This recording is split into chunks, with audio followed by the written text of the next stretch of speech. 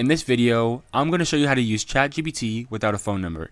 If this helps you out, make sure to like the video and subscribe so you don't miss out on the next one. Let's jump right in.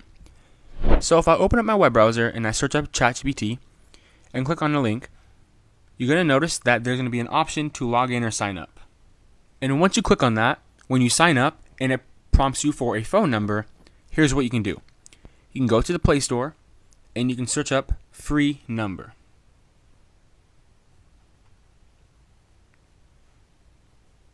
And from here, you will get a free number that you can use. The best one that I personally would like to use is Google Voice. Because Google Voice will give you a phone number based on your area that you can use. And once you don't use it for a while, it will just delete it and take it away. Then, once you get your personalized phone number from Google Voice, you can use that for ChatGPT, and it will send all of the emails and all the text messages to that phone number that you have in Google Voice. And that's it. Quick and simple.